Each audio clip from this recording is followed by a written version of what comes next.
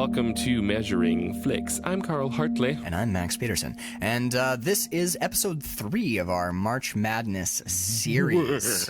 Oh my god, that was more... that's a little better with all the cigarettes that we've seen this month. I feel like I've smoked a carton of cigarettes. Oh my god, after this movie? Yeah. It's like, this movie, I felt like We haven't even said what the movie is. Really quick. Sorry, let's do that. Today's film is 2004's The Machinist, directed by Brad Anderson, starring Christian Bale, with a surprise appearance, did not remember she was in this, by Jennifer Jason Leigh. Oh my god. Dom Mergoo makes another appearance. Now what's funny is The Jacket is the episode after this, so they don't know that yet. About that yet. Yeah, we did this month a little weird. We watched the movies out of order because we owned some of them and had to rent others. But if you're binging, the next episode you hit, we'll find out that we had a surprise appearance by Jennifer Jason Leigh, who played Dom Mergoo in The Hateful Eight. Yeah. Which is weird. That was the weirdest part of this movie, was seeing her name in the credits. I'm like, what the actual fuck? Yep. Like, I'm barely aware that she's a human being on the planet Earth. You know, like she's in 2 movies this month. 2 movies this month. Both of them mid-2000s movies about people losing their minds. The Dom Mergoo shows up twice. Twice! Oh my god. And you know what? Another movie where she gets beaten up. Yeah. This woman gets beaten up. She's got a rough go of it. God. I thought that was so weird. I was like, and you know, because we've now binge watched essentially 4 movies about slipping into madness. I'm like, wait a minute. Yep. Jennifer Jason Leigh is in this movie. She was also in The Jacket. Both of those came out in the mid-2000s. What are the chances that we would pick those movies?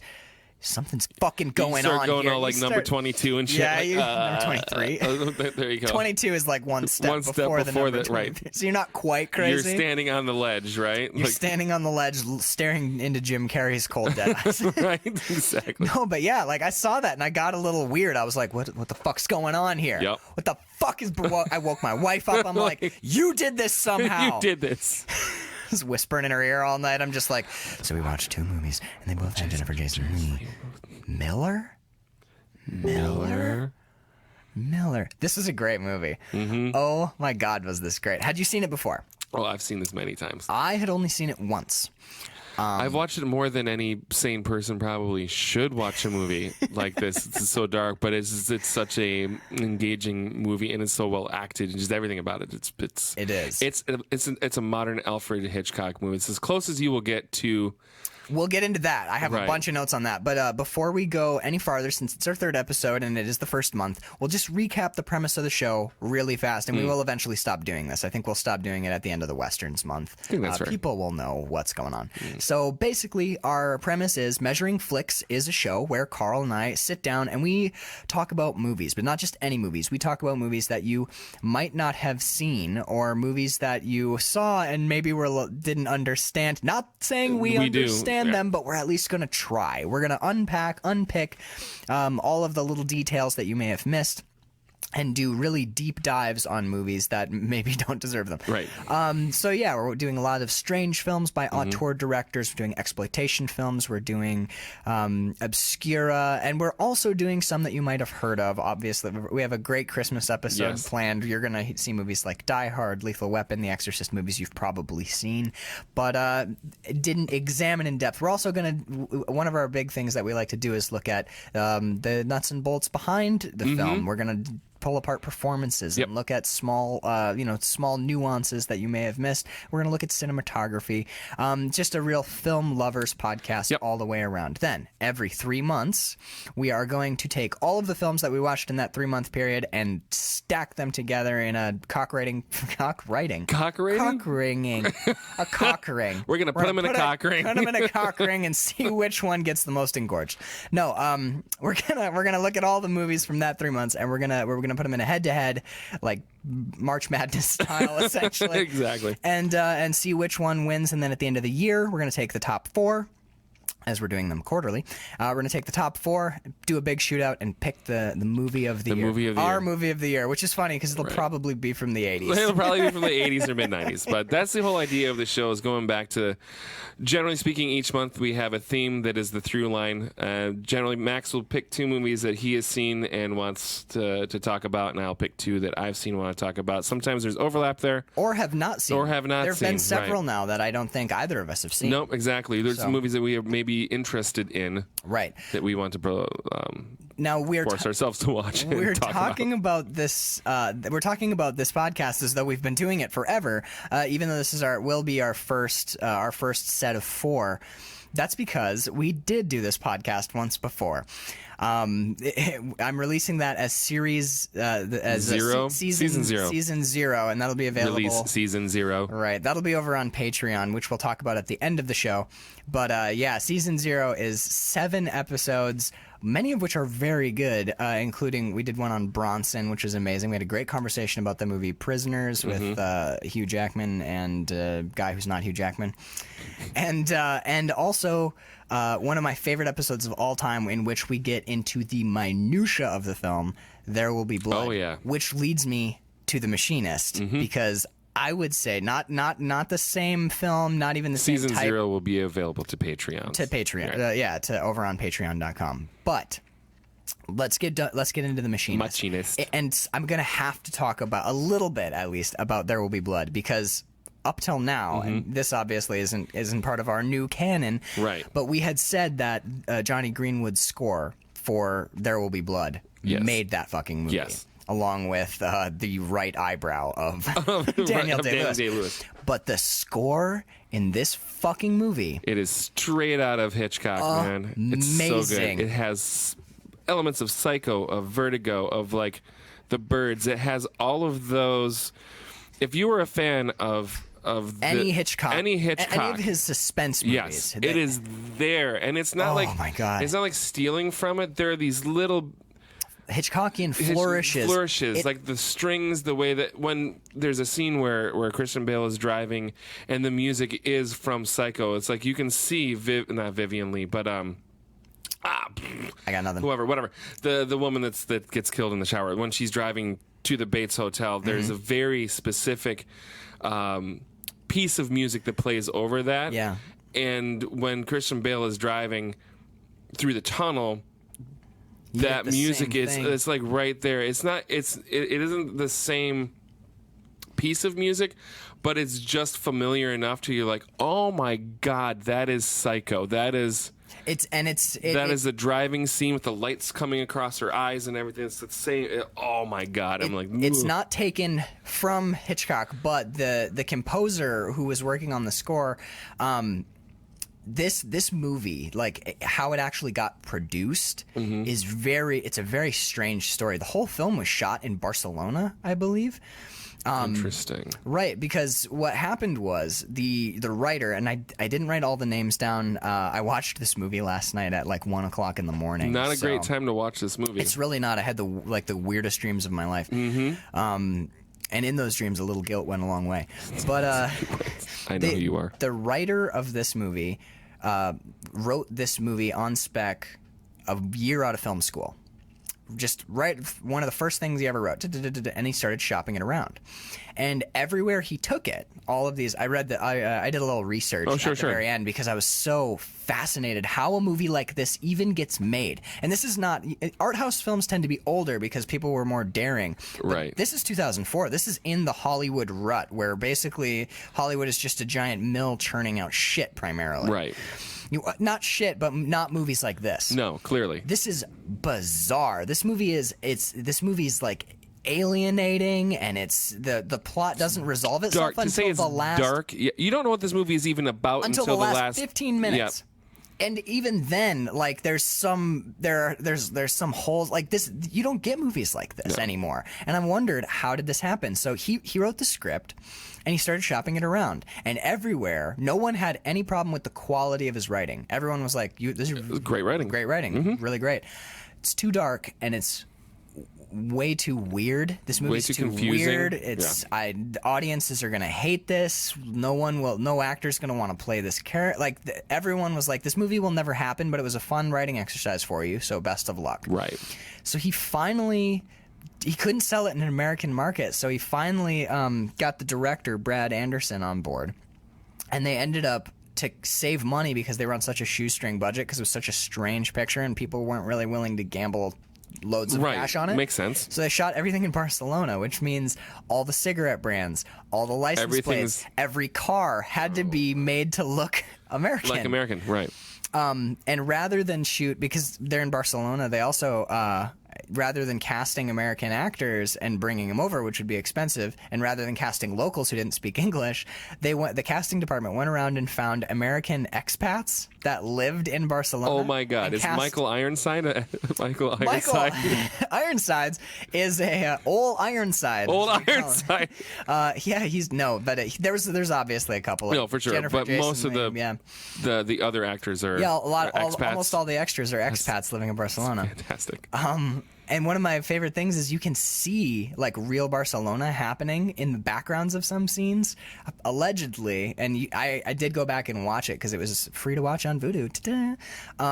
The scene where Christian Bale and his diner waitress lady, the airport waitress, when they pull up to the house and she asks him if, do you want to come in and have a drink? If you look through the back window, you can see two junkies in an alley shooting up heroin. Are you serious? Dead serious. And those are not extras. That just got caught on the day of filming. Wow. Yeah. So the way that this movie happened is so fascinating to me because when you watch this movie, this is why I like this podcast, because if you just watch the movie, you're like, how did that happen? How did Hollywood let that fucking awesome thing slip through? Didn't.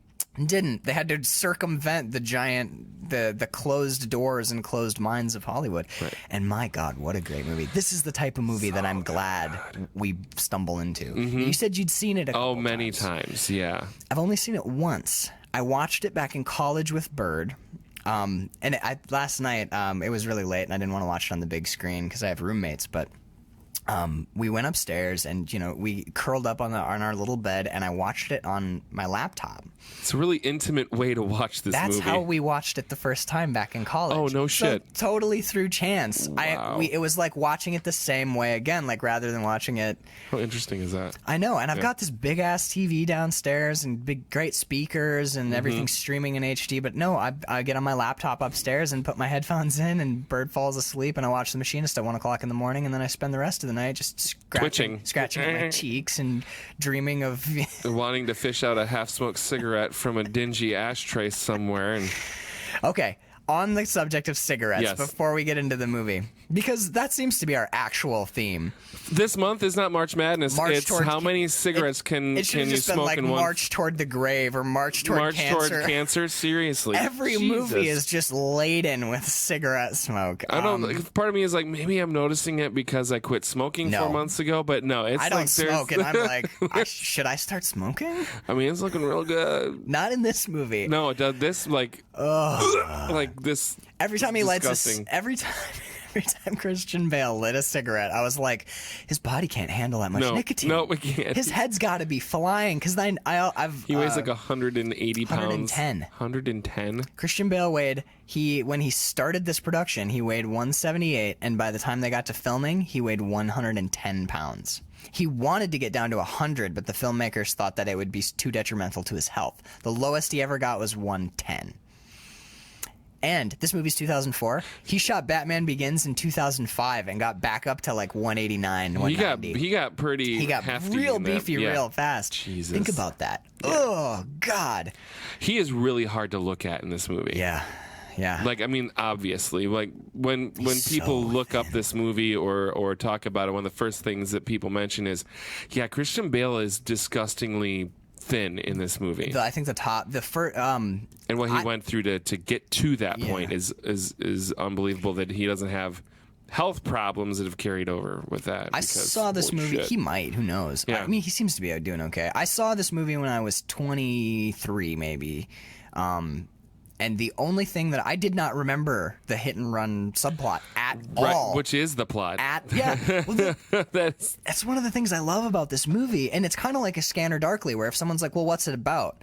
Unless you start with the twist ending, you're like, you can't describe nothing it. Really? It's like a guy kind of going crazy, and maybe he's dreaming sometimes, and it's kind of weird, and there's some great. There's characters, and Jennifer Jason Leigh's breasts are nice, and Christian Bale's real gross, and I don't. He works in a machine shop. There's pie and coffee, and airport. A guy loses a hand.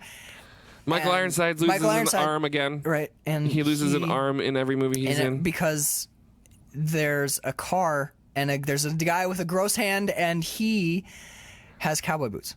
Yes. And like that is... And they smoke cigarettes. Unless you spoil the end of the movie, you can't tell anyone what the plot is. Same thing with A Scanner Darkly. Unless you get into like weird layers of... So this guy about a year ago was in a hit and run where he killed a small boy, and he drove away.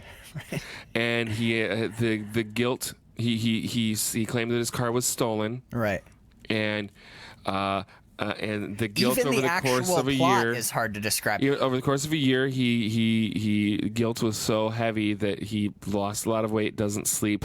He can't sleep. But doesn't sleep. Do we take that as factual? Because I think he's taking cat naps and things like that. But I think, honest to God, he's like sleeping, snoozing enough to not die. Right, exactly. Well, his body, when it comes to the point of shutdown, shuts down. Mm-hmm. But then beyond that, he keeps waking up because the guilt is so heavy that the nightmares, I would imagine, would wake him up, and to the point where he doesn't want to sleep. Well, and that's the beauty of this particular film. The only thing that I could remember is that, like, in my head, what I saw was his weird little like scarecrow dance. Yep. When he turns to Jennifer Jason Leigh, and in she's the very like, beginning, even she's grossed out by it. She's like, oh no. He like sucks his cheeks in, and he looks so hauntingly thin. Mm-hmm. I was telling my roommates this morning, because I don't think either of them have seen it. I was like, yeah, that's the movie where Christian Bale lost all that weight. And like a good portion of what makes that movie effective is how upsetting he is just to have on screen. Yes. It doesn't even have to be saying anything. Just to hold the frame on him. Close up or wide, doesn't matter. He is so... It's in season 0, but if you go and listen to Patreon, this will make the Patreon episodes that we're going to post. This will make more sense. We've talked previously about how certain actors, their body becomes a character. Specifically, Tom Hardy's performance in a film called Bronson, where his mass is is a character of itself. In this movie, Christian Bale's the level to which he is emaciated is its own character. And the way clothes hang on him, and just he's not even a ghost of a person. He doesn't even fill out his clothes and his it's just there's some great lines. Like my favorite is there's a recurring lines. This is we'll probably get right into nitty gritty on this, but fair enough. There's a line where he sees a prostitute played by Jennifer Jason Leigh who says, you know, if you were any thinner, you wouldn't exist. And then later, at the coffee shop, at the airport coffee shop, his waitress says, "Well, if you were any thinner, you wouldn't exist." And there's a bunch of stuff that cues you in early that shit is not as it seems. The clock's ticking backwards and forwards. 1:30, 01, 02, 01, 02, 01, and it's stuck at 1:30. Yeah. All right. Obviously, spoilers since we already ruined the end of the movie. I'll do it. Maybe we should do a spoilers tag at the top. No, fuck it. They just watch the movie. These are meant to be companion pieces to the movies, if anything else. Right. There's a freestanding spoiler warning. But 1:30, 01, 02, 01, 02. That time, 1:30, at exactly 1 hour and 30 minutes into the film, the plot twist is revealed. Are you serious? Yes. Shit. How did I miss that? That's so noticed. Obvious. I only noticed because Vudu threw an ad in, because I watched it free with ads on Vudu. They threw an ad in at 1:29, 1:30, like right around there, and it bing when it throws you into an ad. I usually like pop my headphones off, and then when it would pop back up, I'd pause it and put my headphones back on and restart. And I paused it, and it was 1:30. And because you see it so many times in the movie, I was like, "Holy shit! The plot twist is revealed at 1:30." Oh my fucking god! That's brilliant. Yeah, I never would have known if I hadn't been for the stupid ads. So I guess ads something. I wonder if your brain knows that though. So Like some sort of circadian rhythm or something that would some subconscious something. Yeah. And I think back. So I got a hunch and I checked something else. I started this movie turned me into the number 23. There are a lot of rabbit holes. Where you're like, I wonder if this is a thing and that's a thing. So I was wide fucking awake when I finished this movie. It was at 1 o'clock when I finished it, and I was like, God damn it, I have to get up at 7 to do these podcasts, but I got to do it. So I gave myself half an hour to dig, and I went back, and I'm like, because after I saw that 1:30 thing, I'm like, there's more going on in this film than you expect. You're about to blow my eggplant. Oh, it's happening. Okay, here we go. It's happening, man. So I went back in the movie. And I looked at key points, and I did 5 different moments in the movie, and none of them panned out, but one did. Mm-hmm. The scene where Miller's the guy who loses his arm, Michael Ironside. Yep. I went back to the scene where Miller loses his arm. And I started doing weird, the numerology thing where you're like 31 minus 64 minus 63 minus. I went through, and from the moment the moment Miller says, "Hey, I need a hand," right? Yes. From that moment until the moment when he loses his hand is 1 minute 30 seconds. There's no fucking way that's an accident. No way. So I went and dug that out, and I felt like Sherlock goddamn You're like, Holmes. I've got it. Well, I had failed 4 times, Right. so I was like, this isn't... And then I was watching, and I'm like, this might... I didn't even piece it together. They says, hey, I need a hand. And then he loses his hand. I went back and Hey, I need a hand. I got so weirdly into the minutia of this my movie. God. Oh, dude. Well, this is a kind of movie you can dig into the details. It's like people do that with The Shining. There's documentaries about that. Yeah. We should do that for Patreon. I that think documentary. It's fantastic. The Room, whatever. Yeah, it's Room, whatever the number of the room is. I always forget. There's another one about Alfred Hitchcock's Psycho, where I think it's called 117 or 136. It's another number, right? But it's a whole documentary just on the shower scene, and the title is the number of cuts that are in that scene. It's crazy amount. Yeah, so they go toothpick, fine tooth comb through that scene. You could do that with this movie easily. I basically got to that weird.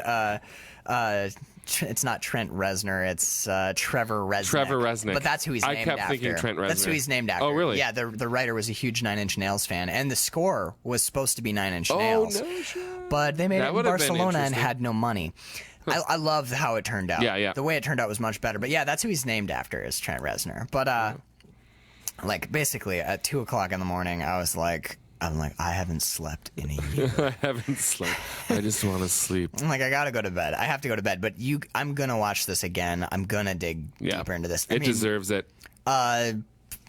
Fyodor Dostoevsky. Oh, The Idiot. Yeah. Yeah. And also there's a Crime and Punishment is on the marquee when they're driving away too. There's a couple Dostoevsky things peppered in there. I am not familiar with. I have a copy of Crime and Punishment upstairs, but I'm not familiar with it. But weirdly enough, the only Dostoevsky book I have read is The Idiot. Marie and Nicholas are 2 main characters. So when he falls asleep reading The Idiot and wakes up and meets Marie, and right. her son's name is Nicholas, and obviously he's fabricating them from what we find out at the end is the hit and run accident. Right. So it's the mother and the child. He named them from that book because he fell asleep and the names were in his subconscious mind. This I suspected, but I was getting near the end where I was falling asleep, so I went on a forum on the Machinist, and I was just I'm looking through, and people have wild theories about this movie. Yeah. But this one, since I had noticed it, the scene where he has an epileptic fit. Oh, the kid, yeah. Yeah, on Nicholas, Route 666, when she's running to come. It's the same shot with a new background superimposed behind it. It's the same as her running to her dead son. Her dead son.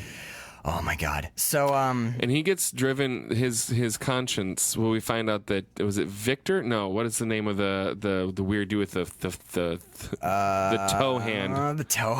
Old toe hand. Ivan.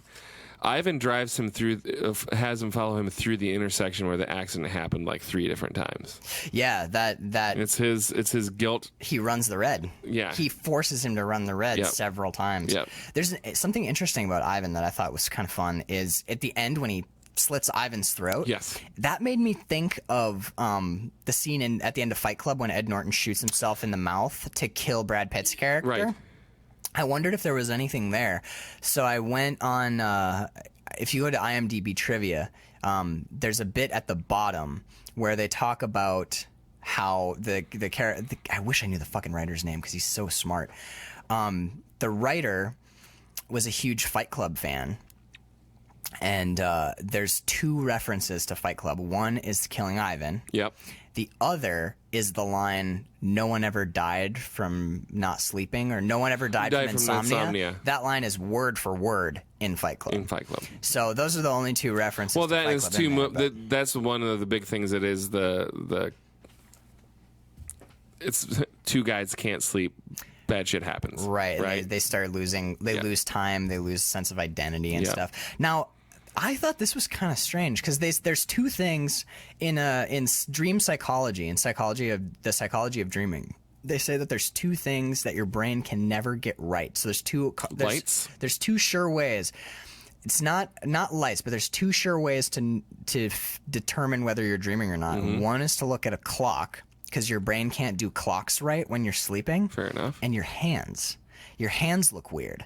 So if you're in a dream and you look down at your hands, usually they're like big Mickey Mouse hands, or your fingers are too long. Because for whatever reason, your brain, those are the 2 things that they've done a lot of studies on lucid dreaming, and that's two certain ways to spot. And this movie is loaded with fucked up hands and clocks. And I thought that was really interesting.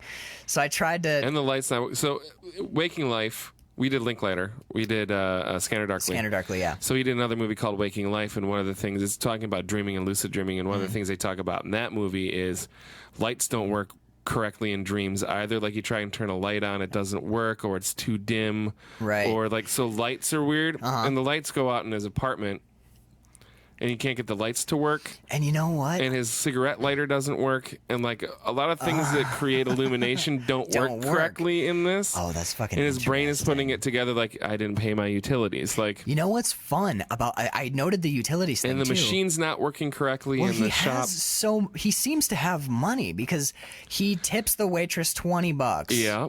He pays Jennifer Jason Leigh, like he goes to her frequently, and we see early on that he puts $100 bill in there. So we can assume that when he goes and sees her, that's $100 every time. He's tipping the waitress crazy. He pays his rent ahead of time, but his utility bills are past due. Right. Doesn't quite make sense, right? It does not make sense. He has to write himself a note, pay utilities. I hadn't figured that out. I was trying to work out why the utilities. Why is that the thing? But when you talk about lights, that makes a lot more sense. This movie, like, it's crazy, stuff right? like that you can get into. Like, you'll notice they keep doing macro shots of the cigarette lighter. Yes. Every time he pushes it in and it pops out, the cigarette lighter is turned, like the face of a clock, like clock hands turning. I loved that. And if in any other movie, you'd be like, that's a continuity fuck up. In this movie, that's like, the reason why the hit and run happened too, is the cigarette lighter, which is why they fixate on it. Yep. But I loved that. And then there's what was it? I just had one in my head. There's so many things. There's I was really proud of myself. When I was over in Maine, a friend of mine turned me on to this author, Nathaniel West. Nathaniel West writes very unique. Day of the Locust is his most famous. They made it into a movie, but he wrote another book, which is maybe my favorite. Nick down at it too. It's called Miss Lonely Hearts. I've heard of this. Okay, Miss Lonely Hearts is basically about a self-help advice columnist guy who's like desperately depressed and hates everything and hates the like stupid people who write into him. And he goes through basically he is faced with like a moral problem. And his editor, if he could only get like the time to sit and think through it, he would be fine. But his editor, Shrike, is constantly pecking at him and picking at him, like just tormenting him and creating situations where he's not able to deal with his moral problem, essentially. and his landlady's name is Shrike, which is as soon as I heard her name, that's such a unique name. Right, like, I went and looked it up, and right. it is an intentional reference. So there's a lot of literary references in this. But the light thing, the first thing we see is him disposing of a body. Yeah, well, or not. Well, at the time, at the beginning, we think he's disposing of a body.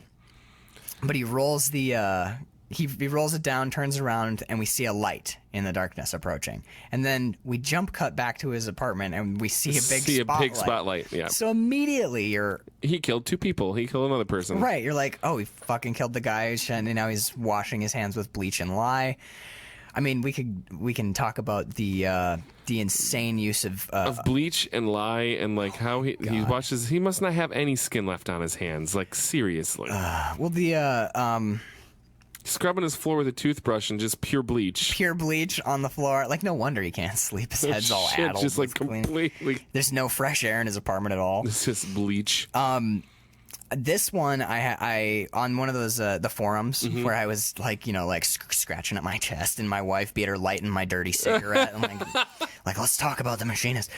Someone pointed out, and this person if I had more time, I'd probably devolve down to where this person is, or like their level of sanity. On the forum? Yeah, they pointed out that the word sinister. They're like, the word sinister is mentioned several times in the film. The original Latin meaning of sinister can also translate as left. That's why like left-handed people are considered were considered evil in the past. And then they point out that Michael Ironsides loses his left arm. Jennifer Jason Leigh gets a bruise on the left side of her face. His big bruise is on the left side of his face. In the picture, his character's standing on the left. All of the bleach and lye is always to the left of the sink where he gets it from, and when he tries to get cleaning supplies from the right, they fall off the wall and are useless. Oh my God! When he reaches for the hand soap, it falls off, so he reaches instead to the left to get the bleach and lye. Every tunnel he's in, they always take the left-handed route until the end when he chooses salvation and goes to the right. Like, there's dozens and dozens and dozens. Motherfucker. No, it's just when you read it, you're like, oh my God, I have to go watch this movie again. Right. Watch this movie again. Is that a thing because we made it a thing? Or is that a thing? Ivan's character has a mangled left hand. His left eye is violently blue while his right is regular brown. Like, it just keeps going. When you read it, go read. Damn it! Go read the form. I know. I thought when I first read the first 3, I'm like, you're reaching, and then you see a list. So for our listeners, what is this forum you got on? I don't even know. I just went Google Machinist forum. Yeah, look up. I think it was a Reddit thread on. Okay. So if you just look up like the Machinist, it was like the Machinist analysis, and it's the first. It's one of the Reddit. You know how they'll give you the top Reddit, and then there's a bunch of related ones underneath. I think it was one of the related ones. But just go on Reddit. Cool little rabbit hole to get into. Yeah. Awesome. So for the first 3, you're like, come on, you're reaching. And then you see that there's like 40 things that have to do with right and left. And you're like, oh my God, I think they did this on purpose. Yeah. I think that they did this on purpose. No. It's too much. It's too much. Absolutely loved it. The score. Mm-hmm. Yeah. It is. The way the movie's shot, it looks kind of like a Fincher film. It looks kind of like it's just so like high contrast and saturated, but with like a really cool color palette. So much dark and light imagery. But use of darkness and light. Right, but you never feel like you watch some movies that are like dark and they're meant to be dark and dingy. Right. But they sometimes can be hard to look at. Like, you can't distinguish certain things. There's scenes in Fight Club that are so dark that you can't even tell what's happening. But this is like, there's so much clarity. Yeah, everything is so sharp and vivid, which is weird because it's all like surrealist dream state. But you're either in his dark apartment, you're in this dingy machine shop, or you're in dark environments. Unless you're at the airport coffee shop or at the carnival or the seaside fair or whatever. That's one of the few times that they're like out in daylight. In daylight, they're fine. One of the things that I loved from a nuts and bolts cinematography point of view is very seldom do we have a shallow depth of field. Almost always they're letting everything be in focus. Yep. So the whole world that you're seeing is sharp and crisp. Sometimes there's like a little bit of softening in the background.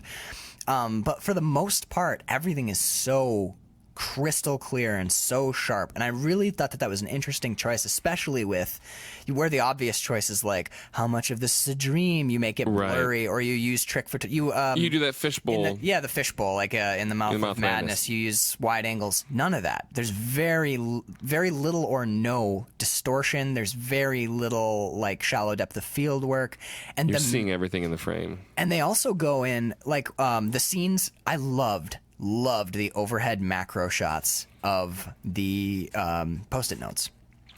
Oh, with him writing them, the hang when he's playing like with the hangman game and his hands, the small detail work, the makeup work on his hands where he has a cut on his finger and he's wearing a Band-Aid, but the Band-Aid's a little too old, like just tiny, minute attention to detail elevated this movie so far, and that the fact that they did, when you shoot. Shit, I just had a thought. What? The only time you don't see him clearly is in the very beginning of the movie. He's being shot through a rainy window, and you can't really see him, and you can tell he's rolling a body up or maybe something into a rug. Yeah.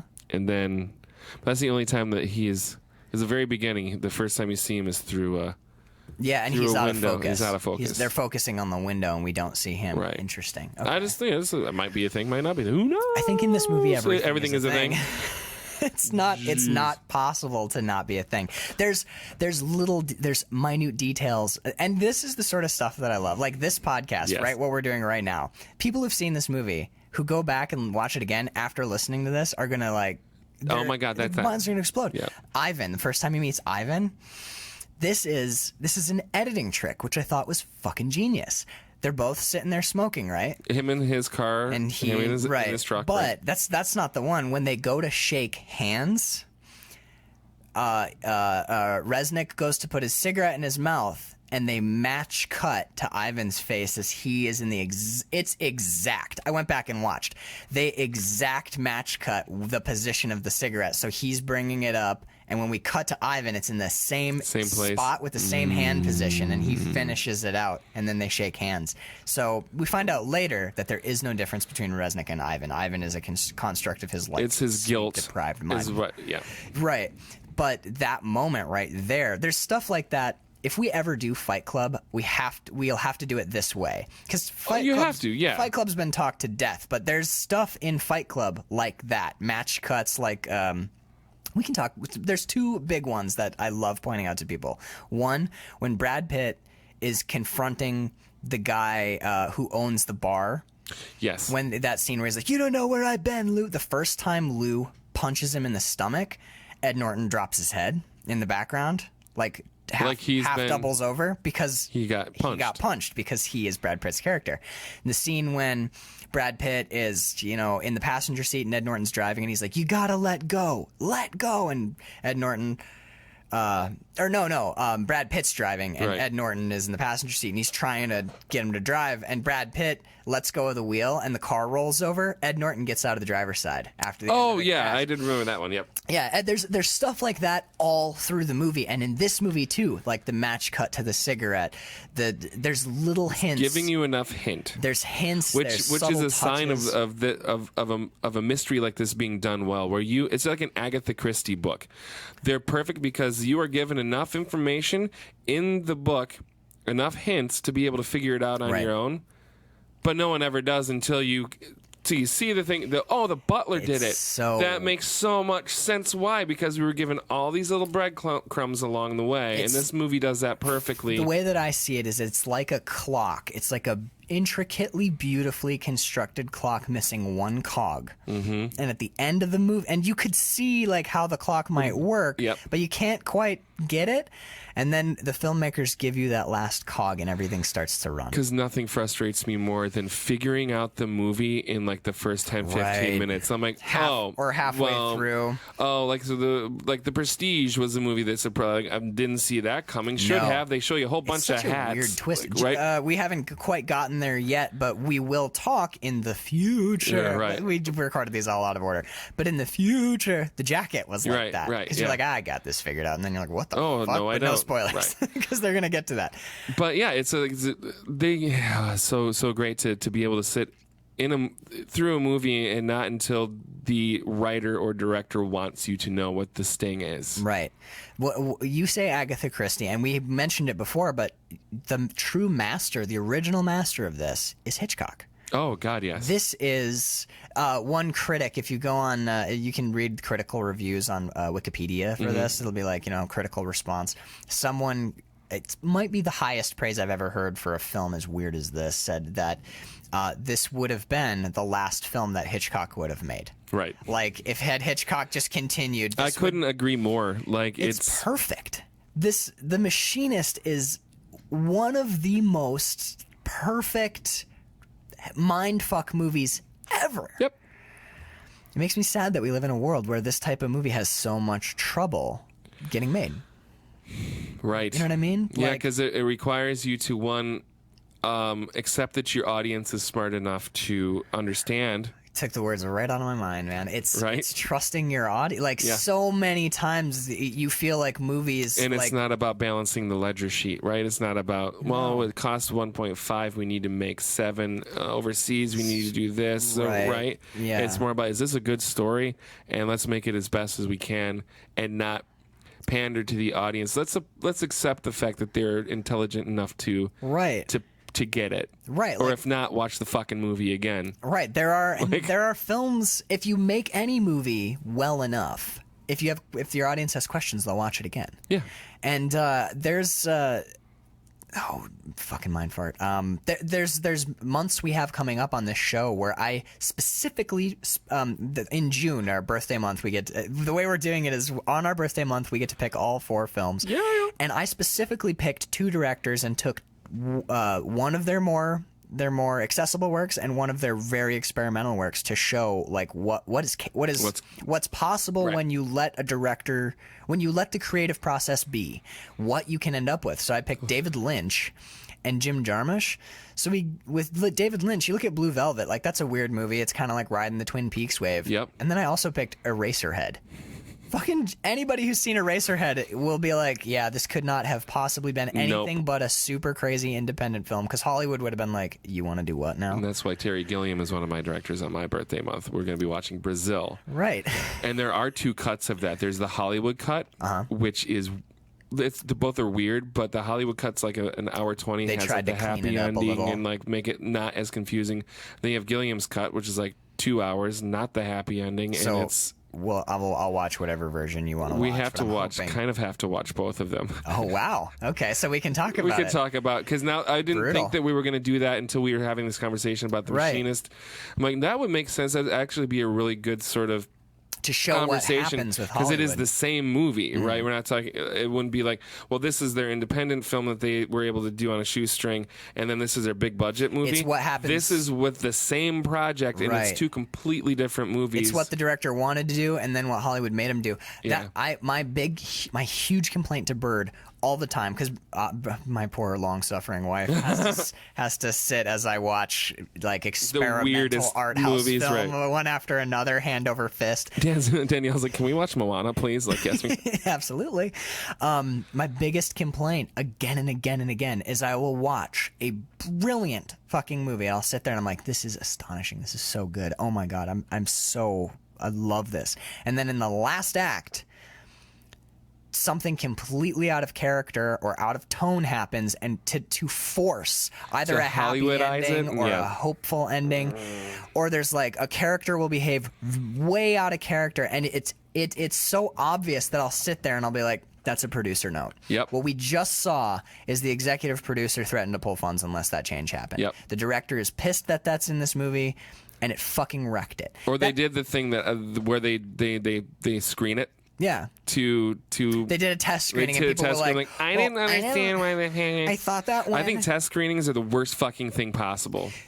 I just finished reading On Writing by Stephen King, and he has a thing in that book about test screenings where he says the most frustrating thing to writers about, or especially like film writers, about test screenings is that if you get your demographics right, they seem to work.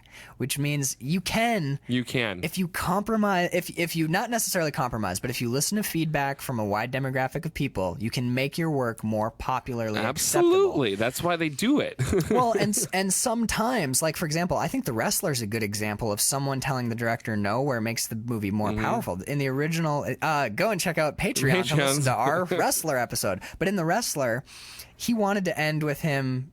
He lands the ram jam and gets the pin, and that's the end of the movie. It would have been super uplifting, but we don't. Someone said, Darren, we got to cut it when he jumps. We got to leave him wondering. Now, that's probably more exception than rule. I feel like a lot of times they're like... That's more of a collaborative sort of decision, I would think. Right. Like, there's a famous producer note from the Back to the Future where some producer wrote a big long diatribe about this movie's never going to sell. It's going to bomb. So what we need to do is we need to push it as a B movie. And I have a great title, and you need to retitle it this way. I'm going to pull my funding. And he says that we should title it... It was like The Kid from Outer Space. Right.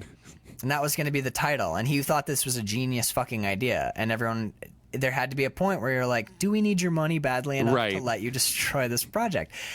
But, and you know, sometimes test screenings will pick out stuff that is, you know, because you can be too close to your work. But my God, you can pick out an executive producer note from a mile away. You're like, why? Why did we do that? You had me. You had me. And then you tried to sell the movie to... I'm already here watching it. Right. Like, I'm going on this ride. Just take me to the ride's natural conclusion. Yeah.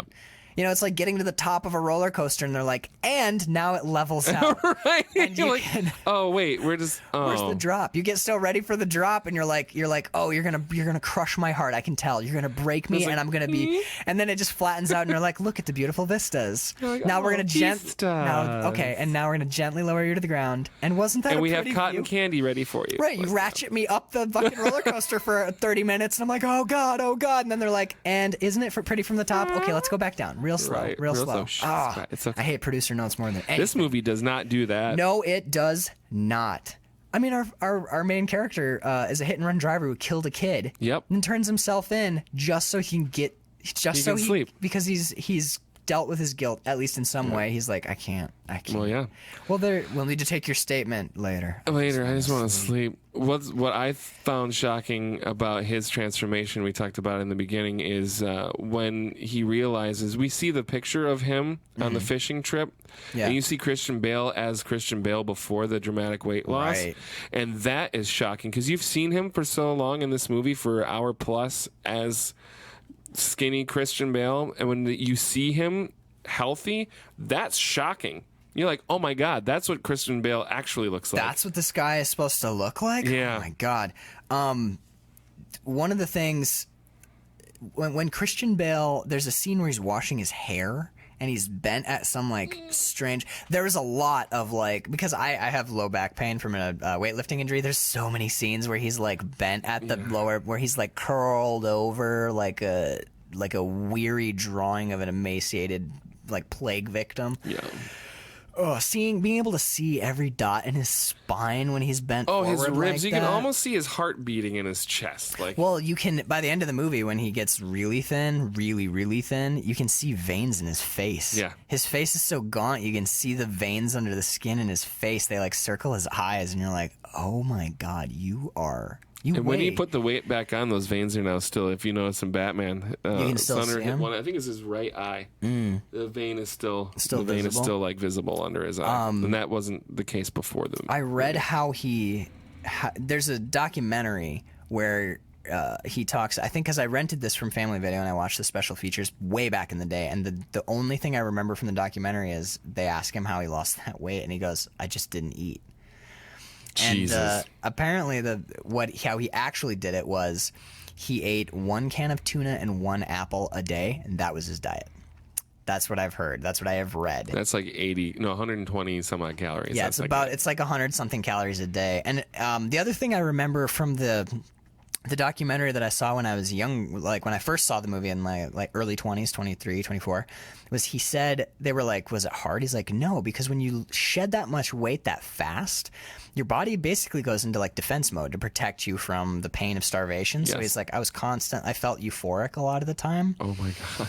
So he and his body was so thin that he didn't have he didn't really feel the heat of Barcelona. I remember he said that, like, he wouldn't sweat as much as because he doesn't have any body fat. There's nothing left. The other thing I remember was the director talking about how they had a lot of trouble shooting the scenes where he's running, because he didn't have any muscle left. Oh, he couldn't run. He had so little muscle that he looked like it was a struggle just for him to stand and walk in this movie. It was like the weight of his boots are like he shuffles around and in the beginning when he picks up the rug, there's no body in the rug, but just picking up that rug, you're like, how is he even doing that? Yeah, because it was empty. But yeah, even the rug itself was too heavy for him. Oh my God.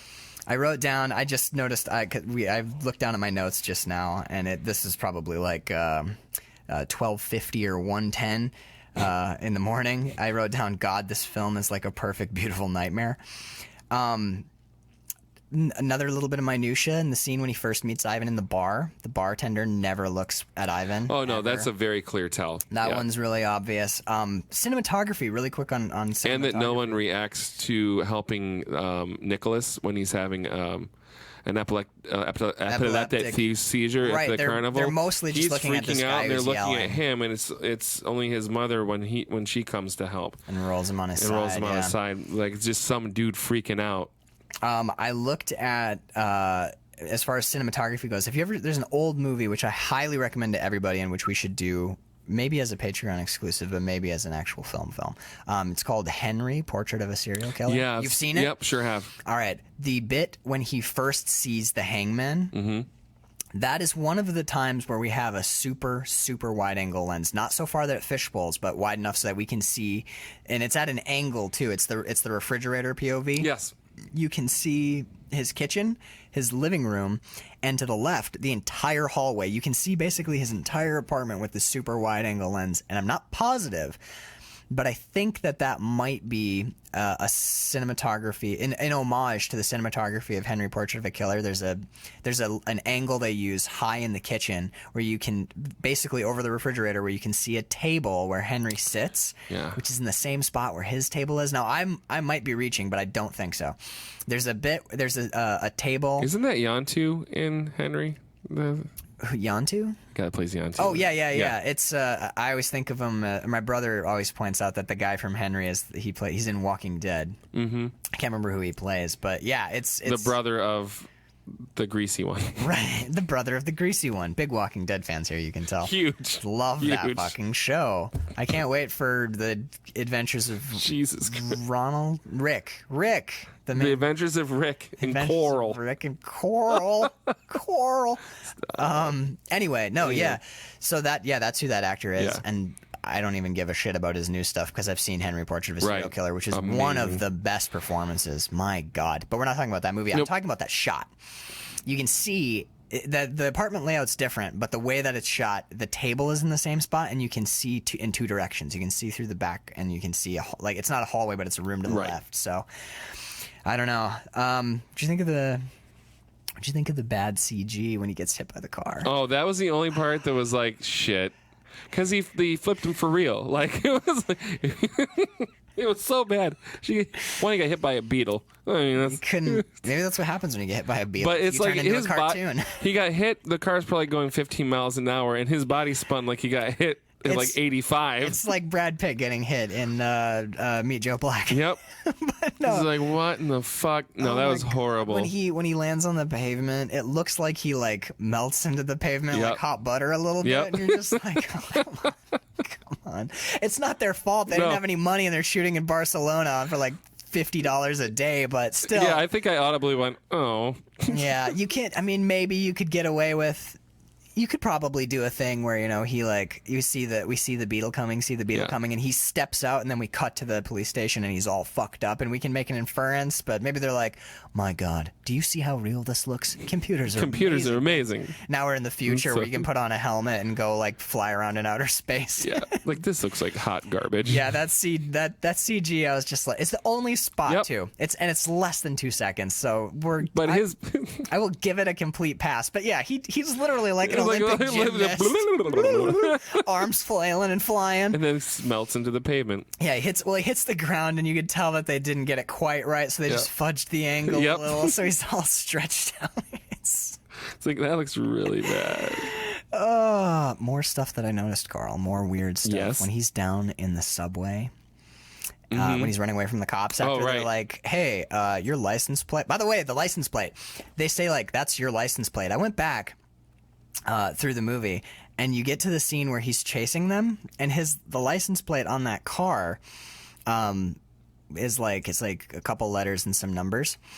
When you see the license plate of his truck as he's chasing them, it's those letters and numbers, but backwards. Oh, shit. That's all. That's all they did, which maybe like dream logic stuff, but part of me is wondering if it was also like the effects department being like, let's just use the same shit. Same shit. It's Don't have but time. it's backwards now. It's ooh, you know? Ooh. But when I saw that, I thought that was fun. But when he's down in the subway and he gets to that through locked the emergency door. Yeah. There's one of those like warning signs, and the little character looks like the hangman. Oh shit. It's like a little hangman stick figure drawing. Damn it. Oh man, I'm telling you. So much shit in this. Let's see. We already talked about that, and talked about that, and we talked about that, and we talked about that. And that. Nice. You know what? I don't think we got anything. We know what we haven't talked about and what we should talk about. Not until you tell me. We should talk about, because we've nitpicked and Yes. and nitpicked, but we haven't talked about performance. Shit. Christian Bale. I vaguely remember, because I wasn't aware. It's so good I didn't even think about talking about it. I was 14 when it came out. Right. The movie is such a totality, is so seamless, except for one little bit of CG. Right. Is so like seamlessly constructed and so real. There's such a sense of verisimilitude in every frame that it doesn't feel like a performance. Right. It feels like we're just watching like Tom Waits' dreams.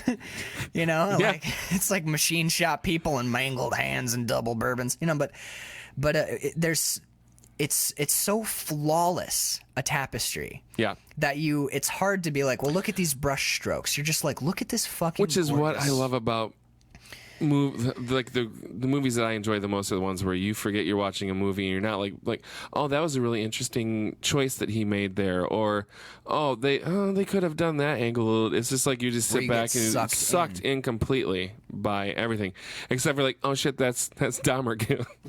Well, once you see Jennifer Jason Leigh, you're like, look, God, Dahmer Goose boobs. Wow, that's.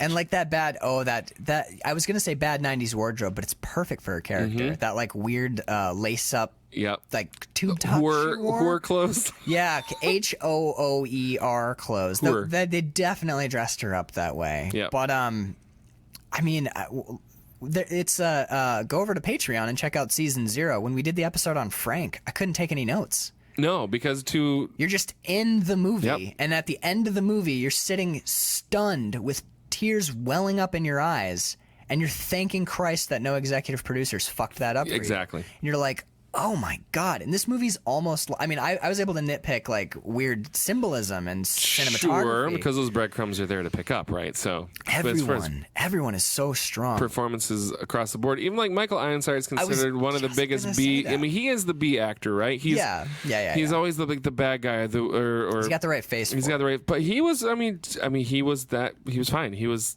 Well, when Christian Bale gives him shit and he's like quivering for a second, like he's gonna. He's like, don't worry about it, kid. Well, no. When they're in his garage. Oh, and right. Christian Bale like presents him with all of this like weird conspiracy theory shit, and he's like, "It's gonna fucking stop," and he looks so hauntingly thin.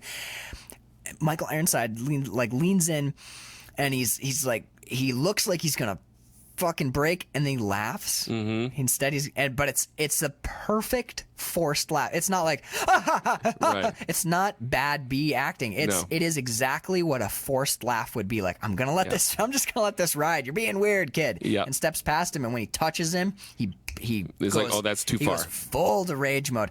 He's great. and he's not. I'm not saying he's not great elsewhere, but this has got to be his standout, right? Mm-hmm. I would think so.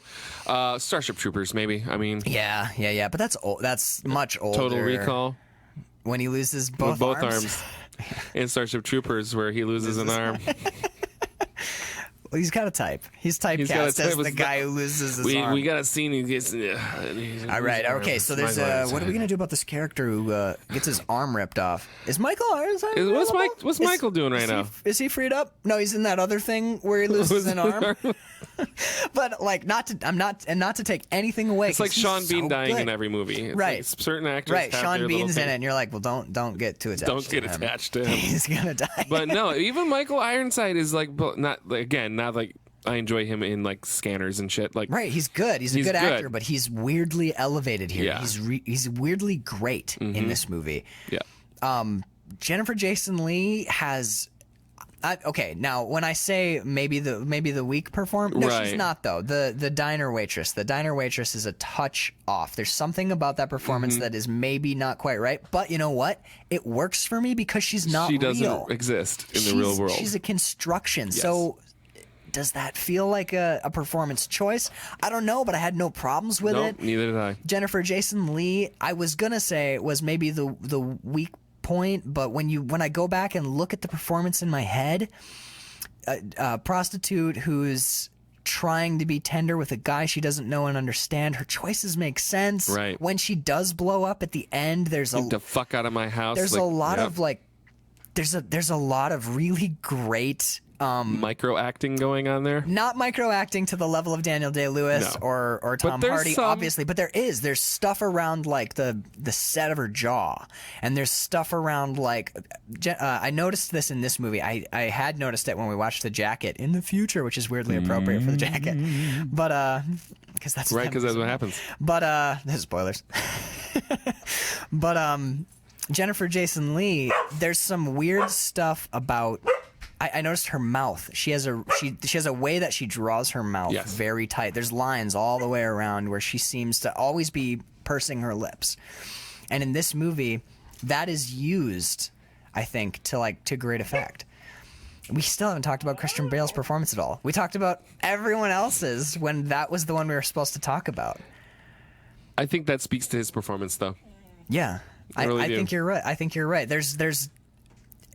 It's not showy in the way that you can like point to Daniel Day-Lewis and say, "There's this tiny thing that he does under his left eye." In this I mean, he must have not. I mean, he makes me tired in this movie because oh my god, there's a genuine sense of exhaustion. Now, like for example, when Nicole Kidman pretends to be stoned. That is a terrible representation of what a stoned person is. Right.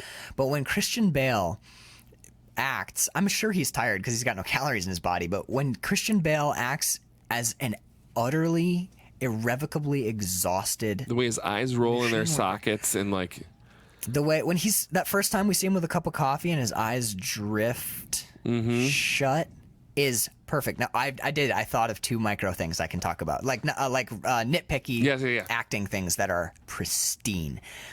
In this movie, Christian Bale becomes the master of noticing something and slowly letting his face react to what he's seeing.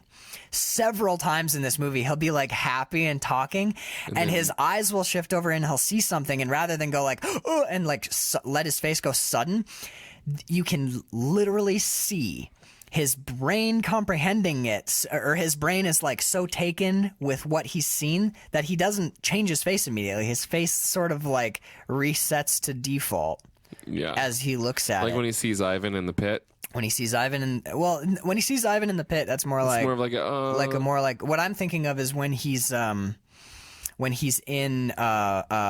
Jennifer Jason Leigh's apartment. Oh, he sees the picture. He sees the picture of Ivan. He's like smiling, and he's like, "Oh, I can't fit into these clothes," you know. And he's just clothes are hanging on him, and he looks at her, and then he looks at the pictures, and he's smiling, and his face just slowly goes to reset, but his eyes are always sharp. You can see what he's thinking, and his face goes so slowly to match.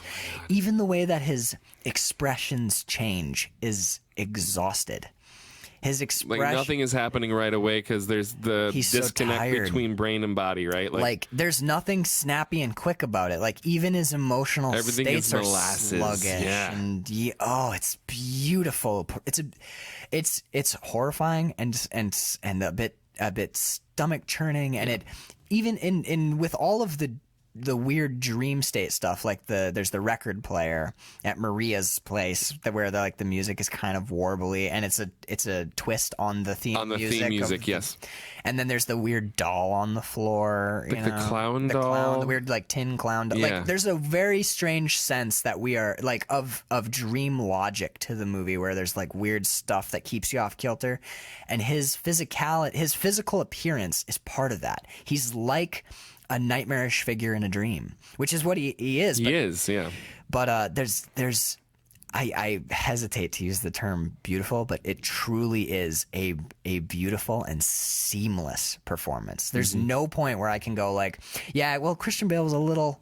There's nothing. No. Start to finish. That is it's broad. It's one broadcloth piece of beautiful performance. Yeah, I would completely agree.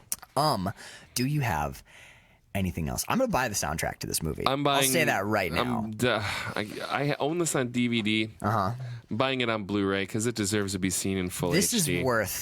This is worth a Blu-ray. I'd say of all the movies that we've discussed so far, there are several that I would recommend that need to be in any film appreciator's library. There Will Be Blood. Well, the season zero stuff. Let's do it really quick, just because not everyone's going to go to Patreon. Really quick. What would be your recommendations from season 0? For people to watch? Absolutely. Yeah. There Will Be Blood and Frank. And Frank? Yeah. I would add to that Bronson, just because I think it's a great example of a great director's work, Nicholas Winding Refn, and not all of his stuff is as accessible. Like everyone knows Drive, but not everyone's seen Drive. And honestly, I prefer Bronson to Drive. Okay. Absolutely do. So if I would say Bronson, There Will Be Blood, and Frank would be my 3. Also, Bronson's such an amazing performance by Tom that's Hardy. Just amazing. So those would be the 3 that I'd recommend. Cool. And of those 3, There Will Be Blood is an amazing movie, but I put Frank above it. Frank was if we had to pick the winner from amazing. season 0, Frank stands out completely. Yeah. Amazing. I'm almost kind of glad we cast those aside, because when you go... I don't think anything on this list would have much of a chance. I'm sure there's movies up ahead that are going to be amazing, but Frank is such a clear standout. Yeah. That was fucking killer. And it's still on Netflix too. So if you want to go and check out a movie that we talked about, and you can listen to our conversation on patreon.com. Exactly. But this movie Michael Fassbender, definitely Frank, needs to be on anyone's shelf that is an appreciator film. The Machinist. The Machinist, yeah. In HD, this Blu-ray one is definitely worth the Blu-ray. Yeah, so we're gonna talk about The Jacket next month. Next week. Actually, we're just releasing talking it about all for That's next episode we'll be talking about The Jacket. We'll get used to the format. It's fine. The big 4 shots. I figure like the whole first year is just going to be us figuring it out. Anyway. You think? I think like the first 2 episodes will be, or no, I mean the first 2 months. Man, we're having trouble.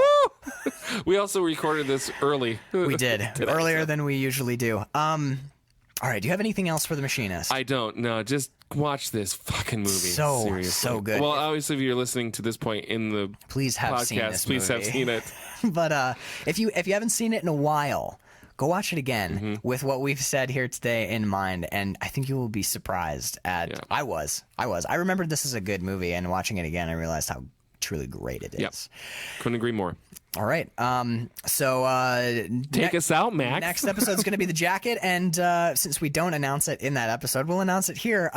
Coming up in April, we're going to be shifting themes. I don't have a clever name for it yet, but I will by the time we do the first episode. But it's all going to be westerns. Yes. We have some classic films. We have some ones you might not have seen, and some brutal stuff, some happy stuff. It's going to be great. So. Watch The Machinist. We're done with March Madness, thank fucking God. Yes, I'm glad we're doing westerns next. Yeah, me too. Like a little palate cleanser. Seriously, Jesus. All right, so God, even though I knew it was coming and I could have thought about this in advance, I've got. Take us out, man. You know what? All right. On the way out. You got it. I don't have it yet, but we'll see how it comes out. So there's some cigarette burns and twists and turns. So we'll see you next time.